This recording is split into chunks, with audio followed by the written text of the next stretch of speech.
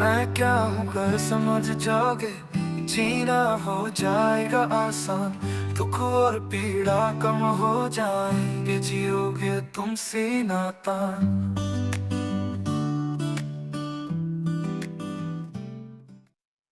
पढ़ना शुरू करें बेटा। Yes sir. कल जो बात हो रही थी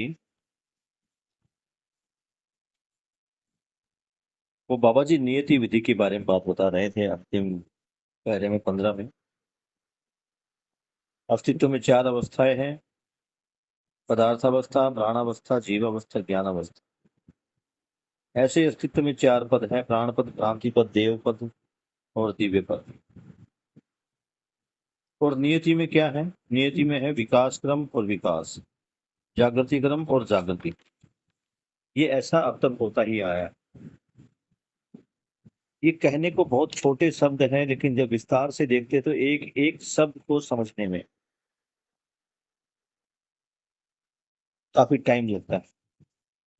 इसको आप बिल्कुल भी ऐसा ना समझे कि इसमें कोई भी शब्द आपको पता है। शब्द पुराने हैं, परंपरा से ही लिए गए हैं, क्योंकि जब बाबा जी ने दर्शन लिखा तो उन्होंने नए शब्दों का प्रयोग नहीं किया। उन्होंने उन्हीं शब्दों का प्रयोग किया जो पहले से ही परंपरा में चलते आ रहे थे। लेकिन साथ में उन्होंने एक परिभाषा संहिता भी लिखी।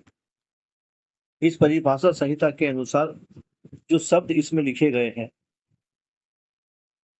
उनकी व्याख्या की, उनकी परिभाषा दी।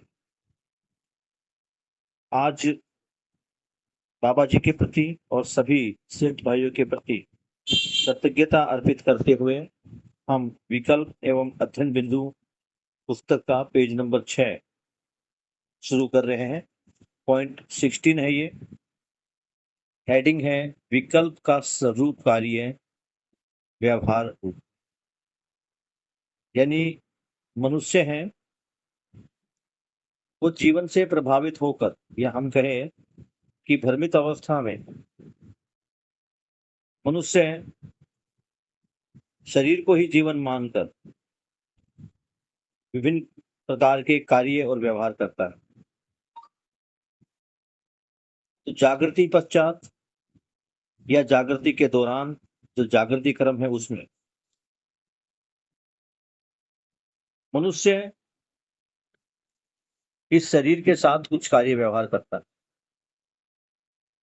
जहां तक बात होती है व्यवहार की, व्यवहार मानव दूसरे मानव के साथ करता है और कार्य करता है शेष प्रकृति के साथ। जब जीवन क्रिया में हम देखते हैं, जीवन क्रिया में सबसे नीचे मन है। मन में 2 क्रियाएं होती हैं, आस्वादन और चयन। मानव जीवन में जिन चीजों का चयन करता है, शरीर उन्हीं कार्यों को या क्रियाओं को करता है। जो मानव है उसका जीना मानव के साथ और शेष प्रकृति के साथ होता है। जब मानव मानव के साथ जीता है तो जीने में वो कुछ व्यवहार करता है, जिन्हें व्यवहार की संज्ञा दी जाती है। ऐसे ही शेष प्रकृति के साथ मानव कार्य करता है। तो बाबा जी बता रहे हैं विकल्प का स्वरूप कार्य और व्यवहार रूप में। जो विकल्प हमने चुना है, मध्यस्थ दर्शन, अध्यात्मवाद और विज्ञानवाद से हटके इनको हमने रिप्लेस किया है मध्यस्थ दर्शन साहित्यवाद से। तो इसका मानव के कार्य व्यवहार में क्या रूप होगा उस पर हम चर्चा करेंगे। तो पॉइंट नंबर 16, विकास क्रम में पदार्थ अवस्था एवं प्राण अवस्था है। विकास क्रम की बात कर रहा है विकास कर्मिक होता है। क्रम का मतलब है एक के बाद एक। इसे हम कह सकते हैं कि सरलता से जटिलता की तरफ। विकास में केवल दो ही अवस्थाएं शामिल, पदार्थावस्था और प्राणावस्था। इन दोनों को ही जड़ का नाम दिया जाता है। मानव को देखें तो वो जड़ और चैतन्य दोनों से मिलकर बना। चैतन्य में जीवन पक्ष शामिल होता है और जड़ में पदार्थ अवस्था। तो यहाँ पदार्थावस्था और प्राणावस्था दोनों को ही जड़ कहा गया है। जब हम जीवन दर्शन पढ़ते थे, मनुष्य शरीर और जीवन का संयुक्त अभाज्य रूप है। तो जो शरीर है उसको जड़ इकाई और जो जीवन है उसको चैतन्य इकाई बताया गया था। तो बाबा जी यही बता रहे हैं कि विकास क्रम में, यानी जब विकास हो रहा है, एक पदार्थ से नया पदार्थ बन रहा है, अलग अलग प्रकार के परमाणु आपस में भौतिक और रासायनिक क्रिया करके अन्य नए पदार्थों को बना रहे हैं। ये उस समय की बात है। पदार्थावस्था में क्या है? धरती में संपूर्ण प्रकार के खनिजों में संपन्न होने के उपरांत, धरती में पदार्थावस्था, धरती में संपूर्ण प्रकार के खनिजों से संपन्न होने के उपरांत। पदार्थावस्था वो अवस्था है जिसमें कोई भी धरती, चाहे पृथ्वी हो, मंगल ग्रह हो, चंद्रमा हो या अन्य कोई ग्रह, या किसी दूसरे सोलर सिस्टम में कोई ग्रह, जब वो धरती हर प्रकार के खनिजों से संपन्न हो जाती है तो इसे कहते हैं पदार्थावस्था। प्राणावस्था, प्राणावस्था सभी प्रकार के वन, बड़े छोटे जंगल, अनेक प्रकार के वनस्पतियों से संपन्न होना पाया जाता है। यानी ऐसी धरती जिसमें पदार्थावस्था तो है, साथ में सभी प्रकार के वन, जंगल, चाहे छोटे हैं या बड़े हैं, हर प्रकार की वनस्पति उसमें शामिल होती। वन खनिजों के संतुलन में मौसम संतुलित रहता है, यह भी समझ में आया। ये जो वन है और ये जो पदार्थावस्था में खनिज है, इन दोनों में संतुलन बना रहता है। जब हम अस्तित्व दर्शन के बारे में पढ़ते थे, प्रकृति में चार अवस्थाएं, तो देखा गया था कि ये जो अलग अलग अवस्थाएं हैं ये आपस में लेन देन करती हैं और लेन देन भी व्यवस्था के आधार पर है, पूर्णता के आधार पर। इसमें एक इकाई अपने त्वय सहित व्यवस्था में होती है और अपने से अगले वाली व्यवस्था में भागीदारी करती है। ये विकास क्रम का ही एक उदाहरण है। इसी से कई प्रकार के पदार्थों का निर्माण होता है। तो बाबा जी बता रहे हैं कि ये जो प्राणावस्था और पदार्थावस्था जब किसी धरती पर सजती है तो इन दोनों में संतुलन होता है। इन्हीं के संतुलन से ऋतु संतुलन होता है, मौसम संतुलित रहता है, अर्थात ना ज्यादा ताप और ना ज्यादा ठंड। मौसम जो प्राणावस्था है और जो पदार्थावस्था है, इनके संतुलन में ही संतुलित रहता है। साथ में यह भी समझ में आया कि मानव जागृति क्रम में जीव चेतनावश जीता हुआ समुदाय परंपरा में मानव ही पशु मानव राक्षस मानव के रूप में छल, कपट, दंभ, पाखंड, द्रोह, विद्रोह, शोषण, युद्ध, साम, दाम, दंड, भेद रूपी कुचक्रवश संपूर्ण प्रकार के अपराध करना वैध मानकर जीना होता रहा, जिससे धरती बीमार हो गई। बाबा जी क्या बता रहे हैं? जागृति क्रम में जो पहले बताया गया, जिसमें दो ही अवस्थाएं थी, ये क्या था? विकास क्रम, विकास, विकास क्रम और विकास। विकास कहाँ रुक जाता है? वैसे तो विकास चलता ही रहता है, लेकिन जब कहते हैं कि गठन पूर्ण परमाणु बन गया, तो ये एक पूर्णता समाप्त हो गई। अगली पूर्णता क्रिया पूर्णता है, जो जागृत मानव के रूप में प्रस्तुत होती है। क्या बता रहे हैं?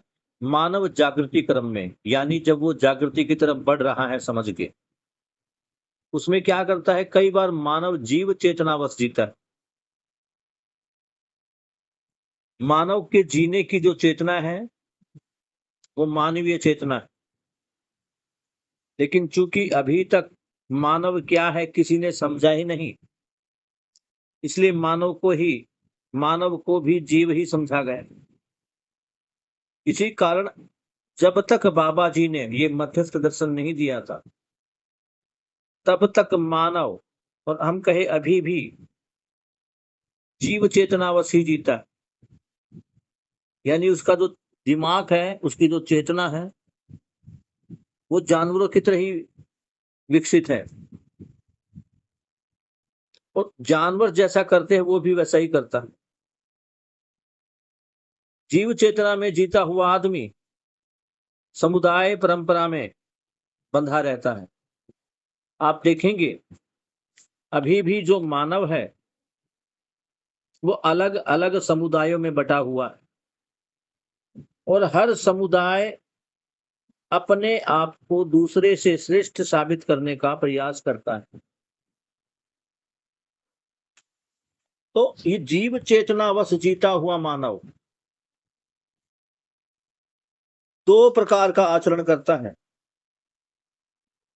एक पशु मानव का आचरण और एक राक्षस मानव का आचरण। आप अपने चारों तरफ झांक के देखिए, थोड़ा इतिहास में झांक कर देखिए, आपको दो तरह के मानव मिलेंगे। एक जो लीडर, राजा या नेता के रूप में आगे बढ़ता है, और दूसरा वो मानव जो इन लीडर्स का, नेताओं का या राजाओं का, इनकी आज्ञाओं का पालन करते हैं, इनकी दया कृपा पर जीते रहते हैं। तो जो ये लीडर टाइप का आदमी है, आपने देखा होगा, ये जो राजा है अपनी शक्ति बढ़ाने के लिए, लोगों में अपना भय बिठाने के लिए युद्ध करते थे। पता नहीं इन युद्धों में कितने लोगों की जान जाती थी, कितने लोग मर जाते थे।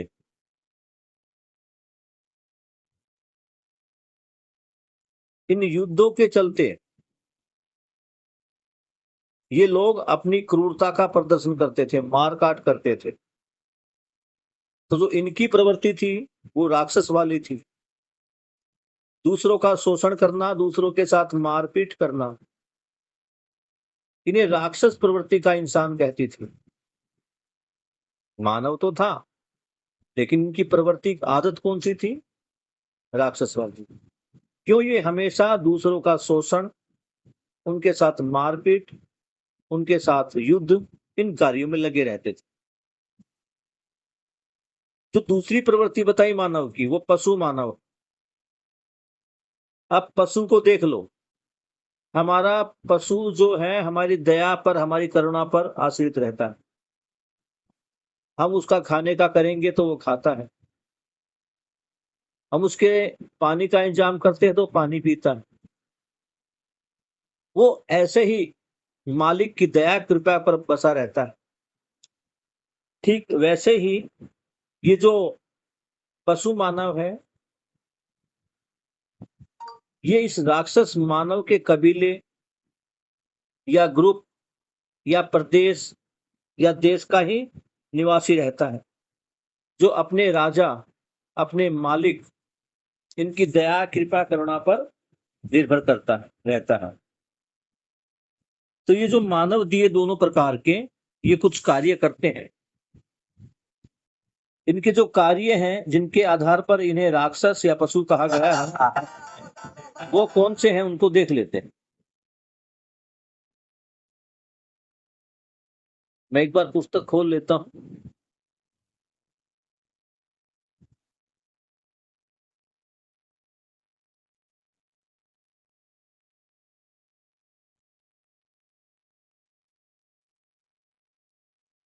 मिनट होल्ड रखना, मैं डिक्शनरी खोल रहा हूं बेटा।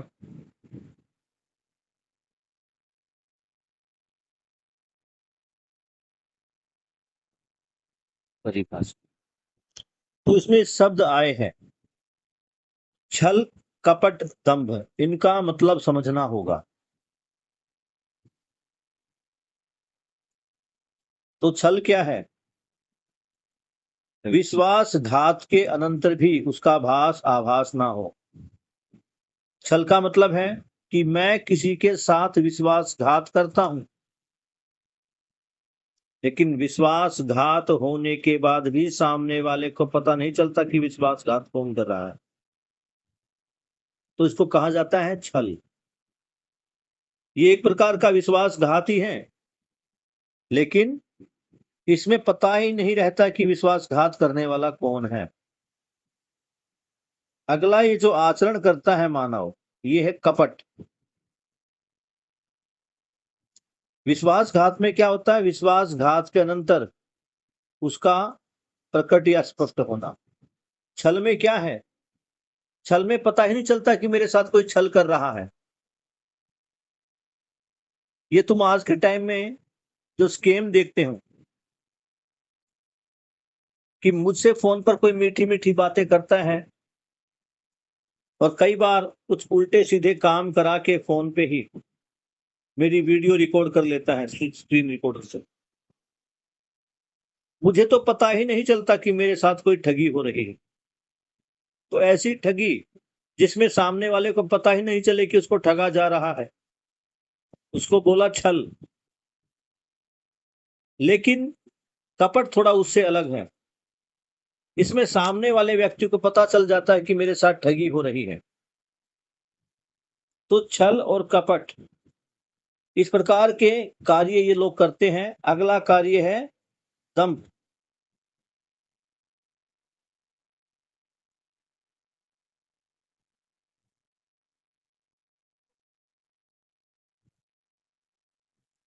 दंभ की परिभाषा यहाँ पुस्तक में नहीं दी है, इसको देख के बताता हूं। अगला है पाखंड। पाखंड तो आपने देखा ही होगा, बहुत सारे लोग करते ही हैं।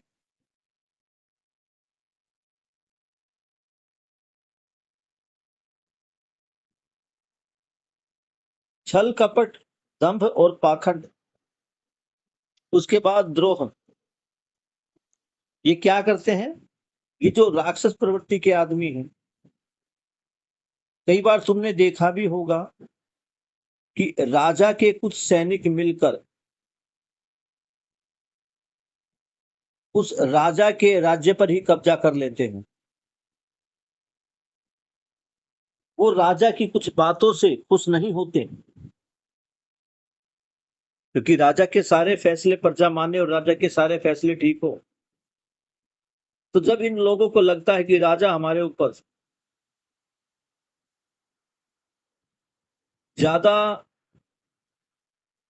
हमें परेशान कर रहा है, हमारा शोषण कर रहा है, तो उस शोषण के खिलाफ ये आवाज उठाते हुए द्रोह करते हैं। ये द्रोह जब बड़ा विकराल रूप लेता है तो इसको विद्रोह बोलते हैं। इसमें जो पहले बताया था, ये जो राक्षस प्रवृत्ति वाला इंसान है, ये इस पशु मानव का शोषण करता है। आपने देखा भी होगा कि जो राजा होते थे, ये अपनी जनता से समय समय पर टैक्स वसूलते थे, जिन्हें कर कहा जाता है। ये उनका शोषण था कि सारी मेहनत तो करे वो, और उसमें से एक बड़ा हिस्सा राजा के खजाने में जा रहा था।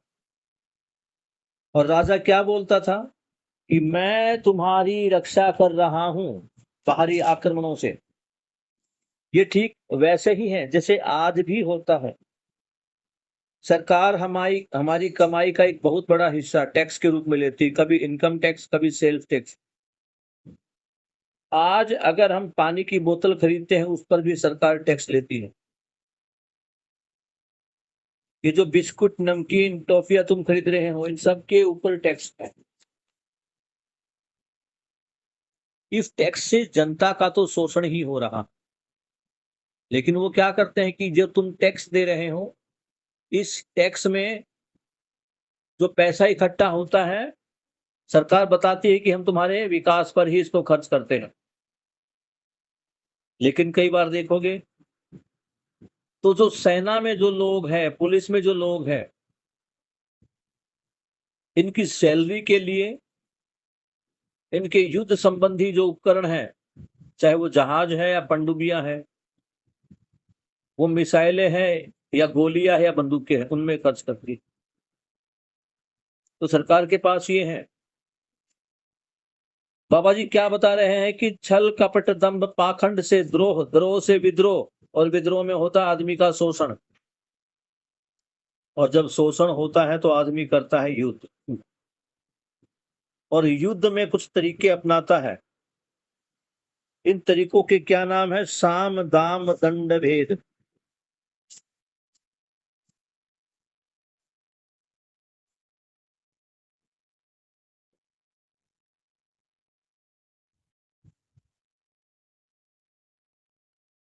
तो इसमें साम की परिभाषा भी नहीं दी गई। तो साम दाम दंड भेद तीन तरीके हैं ये। चार, किसी पर काबू पाने के लिए मनुष्य इनका प्रयोग करता है। तो दाम का तो मैं तुम्हें बता दूं कि ये जो सरकार होती है,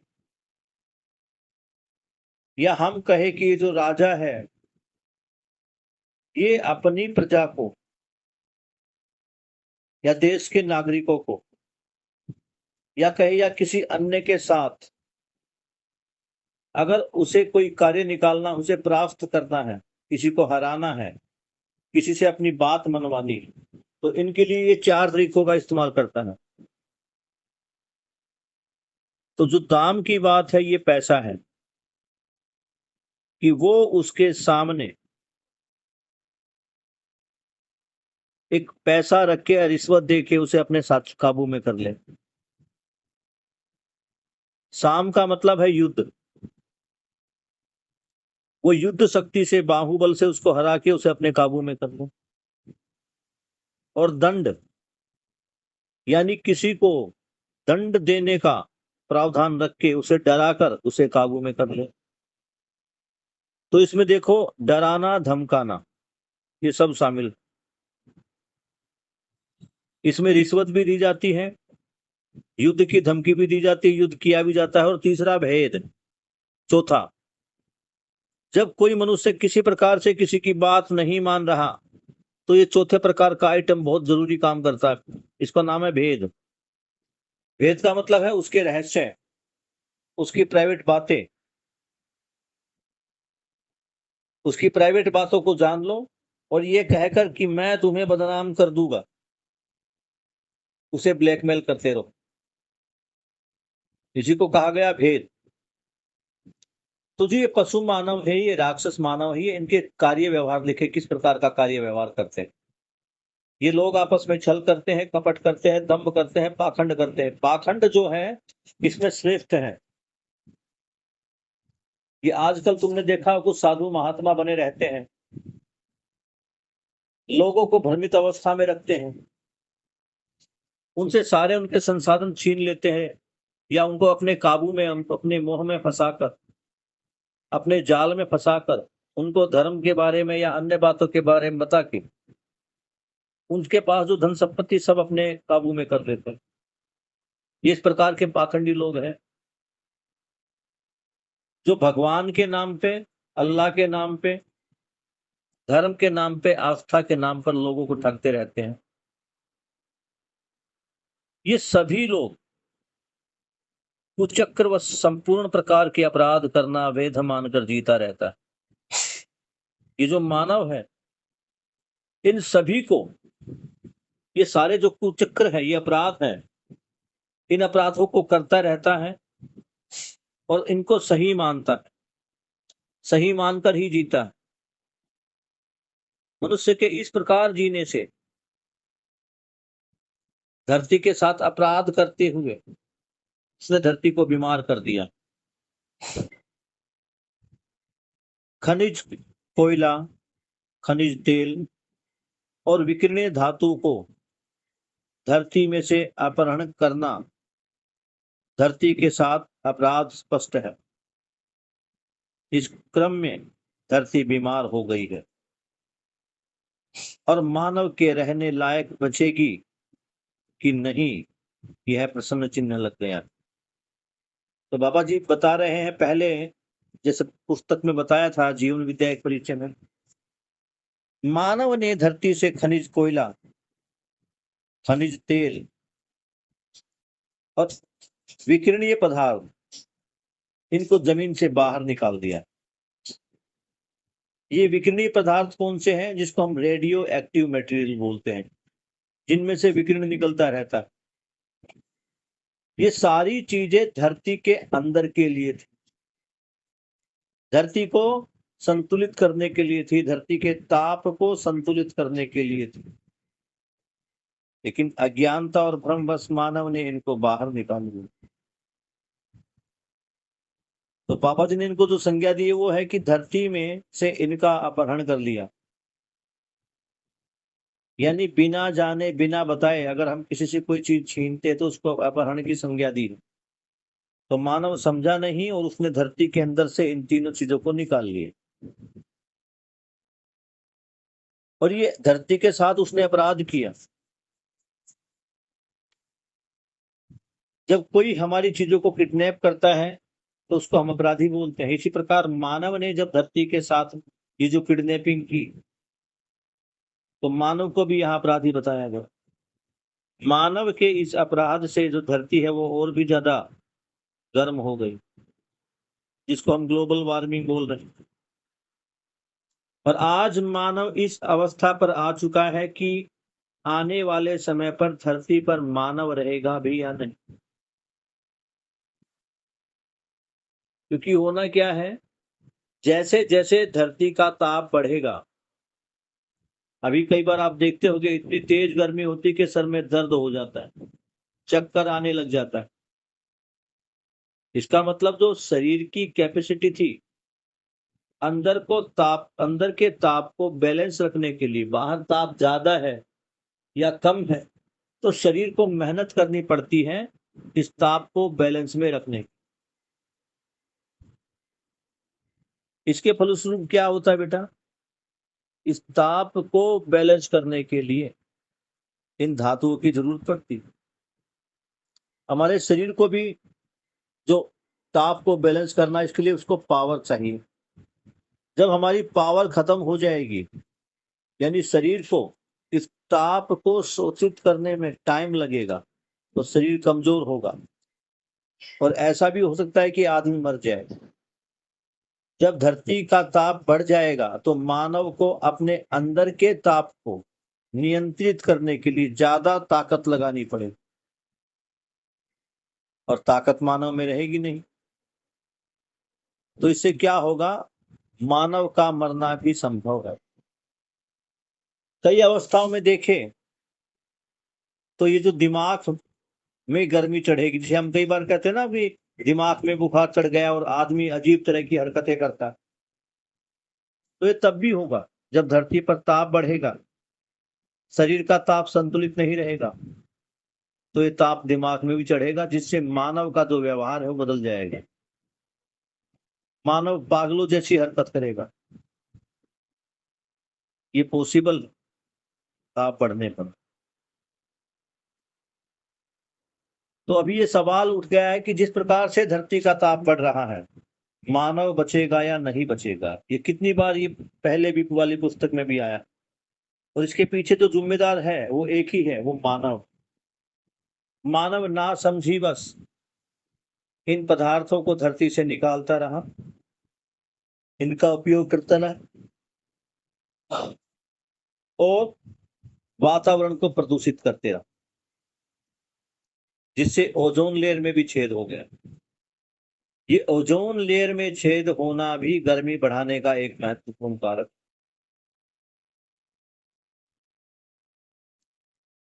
हमारे वातावरण के चारों तरफ एक पतली परत है, कई प्रकार का गैसीय आवरण है, इसको ओजोन कहा गया। ये ओजोन लेयर क्या करती है? ये एक प्रकार से देखें तो धरती की बॉडीगार्ड है, जो सूर्य से आने वाली खतरनाक अल्ट्रावायलेट किरणों को धरती तक पहुंचने नहीं देता। ये अपने आप ही उनको अवशोषित कर लेता है। अन्य शब्दों में कहें तो ये एक प्रकार का फिल्टर है। ये फिल्टर वहां लगा हुआ, और मानव ने अपनी गलत गतिविधियों से,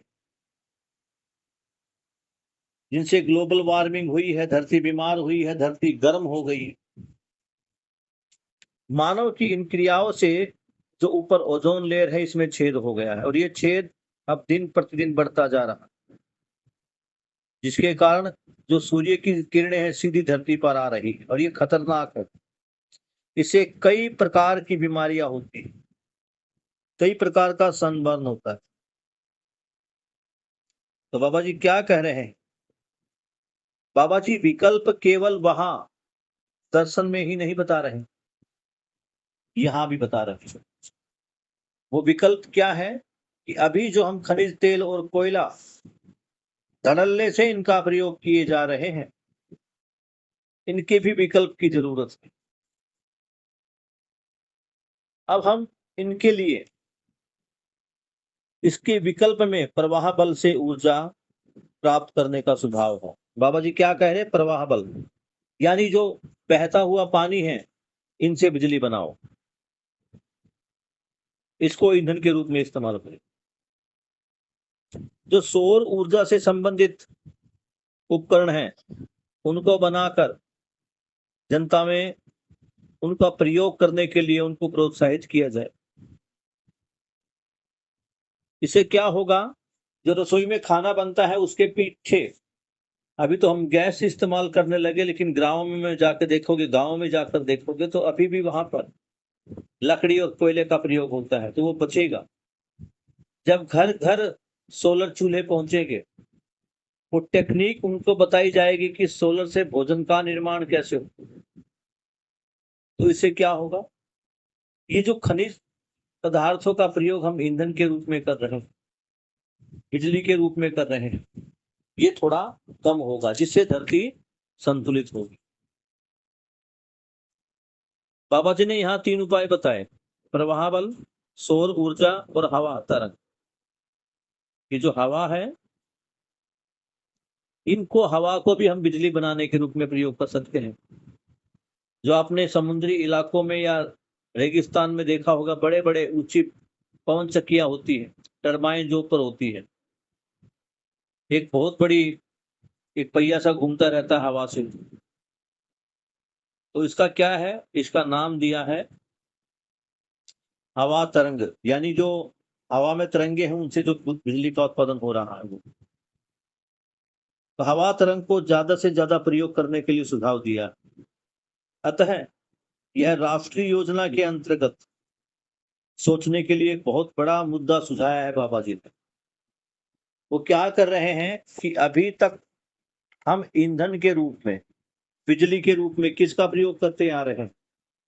अगर हम कहें कि हम बिजली का इस्तेमाल कर रहे हैं, ई बाइक, ई स्कूटर, ई जो गाड़ी आ गई, लेकिन अल्टीमेटली जो देखेंगे तो जो अभी वर्तमान में बिजली बन रही है वो कोयले से बनने वाली बिजली अन्य साधनों से बनने वाली बिजली की तुलना में अधिक, यानी बिजली बनाने के लिए भी कोयले का अभी धड़ल्ले से इस्तेमाल किया जा रहा है। फिर पानी से बनने वाली बिजली और फिर सौर ऊर्जा से बनने वाली बिजली ये बाद में आती, और इनका परसेंटेज भी बहुत कम। तो बाबा जी बता रहे हैं कि ये अंतरराष्ट्रीय योजना है, ये राष्ट्रीय नहीं, केवल अंतरराष्ट्रीय योजना। पूरे देश में हम इन साधनों का प्रयोग बिजली बनाने के लिए करें तो इससे क्या होगा, हमारी कोयले से निर्भरता हटेगी। आप सभी बच्चे एक बार ध्यान दें, ये एक प्रपोजल है, विकल्प जो है एक प्रपोजल है। मानने वाला व्यक्ति मानव ही है, समझने वाला व्यक्ति भी मानव ही है। जब मानव इसको समझेगा, इसको मानेगा, तब कुछ हम कह सकते संभावना होगी। नहीं तो मानव भ्रमित अवस्था में तो फंसा ही हुआ है, वो द्रोह विद्रोह ये सब कर ही रहा, इसमें कोई अलग से राय नहीं। Point number 17, page number 6।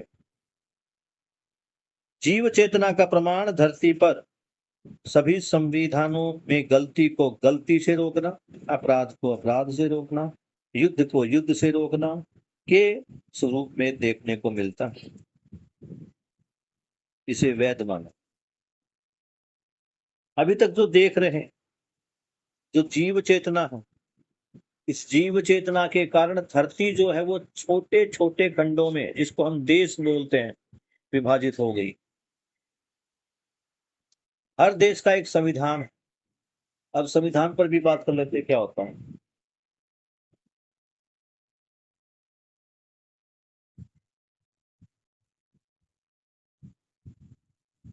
हर देश में व्यक्ति के जीने, उसको जीने को बेहतर बनाने के लिए कुछ नियम कानून बनाए गए। इन नियम कानूनों का प्रयोग करके पूरा देश चलता है। इसमें जो अलग अलग संस्थाएं हैं, वो कार्यपालिका है, न्यायपालिका है। ये जो संस्थाएं हैं, इनमें किन किन लोगों की नियुक्ति होगी, उनका इलेक्शन कैसे होगा, कैसे उनको चुना जाएगा, उनके अधिकार क्या होंगे, उनके दायित्व क्या। तो ये एक प्रकार से देखे तो नियमावली है। संविधान जो है वो रूल्स और रेगुलेशन की एक पुस्तिका है, जिसमें एक व्यक्ति को अपने देश के हित को आगे रखते हुए किस प्रकार कार्य व्यवहार करना ये लिखा होता। इसमें दो चीजें होती है संविधान में, विधि और विधान।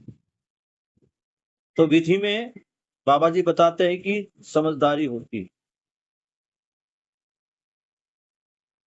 जो शिक्षा से या अन्य चीजों से आती, और विधान में उसका व्यवहार होता है, किस प्रकार से कार्य करना। तो अभी बाबा जी बता रहे हैं कि जीव चेतनावश मानव ने अपने को अलग अलग देशों में, अलग अलग खंडों में बांट लिया है, और इस अलग अलग देशों का, हर राज्य का, हर खंड का एक संविधान है। इस संविधान में क्या किया जा रहा है कि गलती से गलती को रोका जा रहा है। अगर कोई गलती किसी ने की तो वो भविष्य में ऐसी गलती ना करे, उसके साथ गलत व्यवहार किया जाता है। इसमें अपराध को अपराध से रोका जाता है, यानी किसी ने मर्डर किया तो उसे फांसी पर चढ़ा दो, उसका मर्डर कर दो। युद्ध को युद्ध से रोका जाता है, यानी कोई हमारे साथ युद्ध कर रहा है, युद्ध की धमकी दे रहा है, तो हमें भी उसके साथ युद्ध ही करना है, समझाना नहीं। ये तीन प्रकार के स्वरूप देखने को मिले हैं। ये जो संविधान है, ये शासन व्यवस्था का हिस्सा, और शासन व्यवस्था क्या करती है, अपराध को अपराध से, गलती को गलती से और युद्ध को युद्ध से रोकने का प्रयास करती है। या ये समझने वाली बात है कि जब जब हम अपराध को अपराध से रोकेंगे तो यहाँ अपराध घट नहीं रहा, अपराध बढ़ रहा है। किसी ने अपराध किया, उसको दंड देने के लिए मैंने भी उसके साथ अपराध विधि से काम किया। किसी ने गलती की, वो आगे भविष्य में गलती ऐसी ना करे, उसके लिए मुझे भी गलत करना पड़ता, कठोर बनना पड़ता। और ये संविधान इसको वैध भी मानता है कि ये सही तरीका है। दंड को दंड से रोकना ही सही है, गलती को गलती से रोकना ही सही है। आगे है शिक्षा में लाभोन्वाद, कामोन्वाद, भोगोन्वाद, कार्य व्यवहार के लिए प्रोत्साहन देना। आज अपनी शिक्षा में अगर हम झांक कर देखते हैं तो ये सारी शिक्षाएं जो है, जिसको हम स्किल्ड बेस्ड एजुकेशन कहती है, ये मनुष्य के अंदर लाभोन्माद, 3 प्रकार के उन्माद हैं। मानव में भ्रमित अवस्था में 3 प्रकार के उन्माद हैं। पहला है लाभोन्माद, यानी उसे ज्यादा से ज्यादा लाभ कमाना है। ये ज्यादा से ज्यादा लाभ कमाने की शिक्षा हमें दी जा रही है। कॉमर्स विषय में तुम अर्थशास्त्र को पढ़ लो, अकाउंट को पढ़ लो, या बिजनेस स्टडी को देखो, यहां संसाधनों का शोषण करके, जिसमें मानव भी शामिल है, फैक्ट्री में उत्पादन में जितने भी चीजें काम आती सबको संसाधन बोला जाता है। तो सरकार की नजर में फैक्ट्री में काम करने वाला वर्कर भी संसाधन ही है, उसको मानव नहीं समझा जाता। और संसाधनों का में व्यापारी क्या चाहता है कि संसाधनों में जो संसाधन उसने अपने व्यापार में प्रयोग किए उनका ज्यादा से ज्यादा प्रयोग किए। ये जो व्यापारी हैं, ये जो सेठ बने बैठे हैं, ये एक प्रकार से गन्ने की मशीन है, जिसमें सरकारी या एम्प्लॉयज को या कहे नौकर को तब तक रगड़ा जाता है जब तक उसका जूस ना निकल जाए पूरी तरह। इसी को शोषण की संज्ञा दी। तो शिक्षा में क्या है? लाभोन्माद। और लाभोन्माद अगर होगा तो इसमें शोषण होगा ही। जब मैं लाभ की कल्पना करता हूं तो लाभ का अर्थ ही है कि मैं किसी का शोषण कर रहा हूं। दूसरा है कामोन्माद। कामोन्माद क्या है कि मेरे दिमाग में अपोजिट सेक्स के प्रति उल्टे सीधे विचार चलते रहते हैं। अगर हम वर्तमान शिक्षा में मनोविज्ञान को देखें तो आज का जो मनोविज्ञान है वो टोटली कामोन्माद पर आधारित है। और तीसरा है भोगोन्मादी। ये जो भोगोन्माद है, इसमें आदमी अपनी शरीर की आवश्यकताओं को पूरा करने के चक्कर में ये सोचते हुए कि वस्तु से ही मैं सुखी रह सकता, उनका अत्यधिक प्रयोग करता, जिसके कारण उसको भोगोन्मादी की संज्ञा दी गई। भोगोन्मादी कार्य व्यवहार के लिए प्रोत्साहन देना, ये जो वर्तमान शिक्षा है, ये वर्तमान शिक्षा ही लाभोन्माद, कामोन्माद और भोगोन्माद को प्रोत्साहित कर रही है। सभी प्रकार के, आज देखो आप छोटा सा एग्जांपल देखना बेटा, कंपनी कर तो रही है कार लॉन्च, लेकिन कार लॉन्च में जो महिला खड़ी है, जो कार का विज्ञापन कर रही है, उसके कपड़ों को और उसके बात करने के तरीकों को देखो। लोग काम उस कार को कम देखने जाते हैं, उस लड़की को ज्यादा देखने जाते हैं। तो ये कामोन्माद बढ़ रहा है। फैक्ट्री में जिस प्रकार से एम्प्लॉय का जूस निकाला जाता है, ये लाभोन्माद। 1 घंटे की जगह 2-2 घंटे उनसे काम, उनसे ओवर टाइम, 8 घंटे की ड्यूटी को 10 घंटे की ड्यूटी में कन्वर्ट कर देना। और आज के टाइम पे तो बेरोजगारी इतनी हो चुकी है कि लोग बैठे हैं कि कोई छोड़े नौकरी में जाऊं, तो नौकरी जाने के भय से लोग इनकी बातों में आते हैं और अपना मैक्सिमम देते हैं। नहीं देंगे तो उनको निकाल दिया जाएगा। तो ये सारी किसकी कमी है? ये शिक्षा की ही कमी है। जीव चेतनावश ही ऐसी शिक्षा हमारी, जिसको हम बोलते हैं वर्तमान एजुकेशन पॉलिसी, ये वही है। ये जीव चेतनावश जीते हुए ही मानव को जीव ही समझा गया, तो जीव का जो ट्रीटमेंट है मानव को वैसे ट्रीटमेंट मिल रहा है।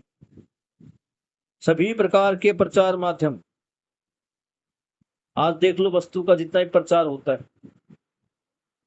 हम किसी वस्तु की पब्लिसिटी करना चाहते हैं, किसी पार्टी की पब्लिसिटी करना चाहते हैं, किसी धर्म की पब्लिसिटी करना चाहते हैं, तो उसके माध्यम में क्या विचार कार्य करता है? वो है भय और प्रलोभन। अपने आप से जोड़ने के लिए या तो लोगों को भयभीत किया जाता है या उनको प्रलोभन दिया जाता है। अभी आप देखोगे हमारे देश में बहुत सारा जो जनसंख्या का हिस्सा है वो गांव में रहता है। गांव में रहता है, वो किसी न किसी देवता की उपासना पूजा करते रहते हैं, लेकिन इतनी कुछ करने के बाद भी उन्हें भगवान से ज्यादा कुछ नहीं मिलता। तो वहां ये क्रिश्चियन लोग पहुंच जाते हैं। ये क्रिश्चियन लोग क्या करते हैं? अपने धर्म के प्रचार के लिए उनको प्रलोभन देते हैं, भय देते हैं कि भाई तुमने भगवान भगवान करके देख ले, तुम्हारा भला नहीं हुआ, तुम्हारी गरीबी दूर नहीं हुई, तुम हमारे साथ जुड़ो, हम तुम्हारी गरीबी भी दूर करेंगे, तुम्हारा भला भी करेंगे। तो इन लोगों को विदेशों से फंडिंग आती है कि तुम अपने धर्म का प्रचार करो। धर्म का प्रचार का मतलब है कि अन्य धर्मों के लोगों को भी अपने धर्म में जोड़ लो। और रेट है इसका तगड़ा, आपको बता दूंगा, नहीं पता हो तो आपको। अगर मैं अपने धर्म में 2 लोगों को जोड़ता हूं तो जो सर्वोच्च संस्था है उसमें मेरा रिकॉर्ड जाता है, वहां से मुझे फंडिंग भी होती है कि तुमने बहुत अच्छा काम। एक धर्म के लोगों को दूसरे धर्म में कन्वर्ट करने पर कन्वर्ट करवाने वाले को रुपया पैसा भी मिलता। तो क्या बता रहे हैं कि सभी प्रकार के प्रचार माध्यम, जितने भी प्रकार के प्रचार माध्यम है जिसमें किसी वस्तु का, संस्था का या किसी का भी प्रचार किया जाता है, उसके पीछे भय और प्रलोभन है। या तो आदमी भय से उसकी तरफ आकर्षित होगा या प्रलोभन से। या तो सरकार कहेगी कि जो इस स्कीम को अपनाएगा उसे हम इतनी छूट देंगे, अगर इस तरीके से मानव मानता है तो ठीक है, नहीं तो फिर भय भी है कि इतनी तारीख तक अगर आपने इस स्कीम में शामिल नहीं हुए तो आपके साथ ऐसा कर दिया जाएगा, इतना फाइन लगा दिया जाए। तो ये सभी प्रकार के जो प्रचार माध्यम है ये भय और प्रलोभन से ही काम करते हैं। भय और प्रलोभन के द्वारा ही ये लोगों को अपनी तरफ आकर्षित करते हैं। 9:53 हो चुका है। 18 पॉइंट को हम कल पढ़ेंगे। अगर किसी बच्चे का कोई सवाल है तो वो पूछ सकता है। Shanvi, yes sir. कोई सवाल है बेटा जी? ये नहीं सर, अभी आज जो समझाया गया समझ में आ गया? Yes sir. अंजलि बेटा जी, आप सुन रहे हो? अंजलि,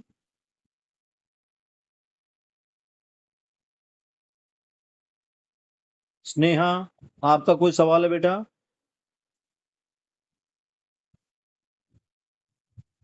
स्नेहा,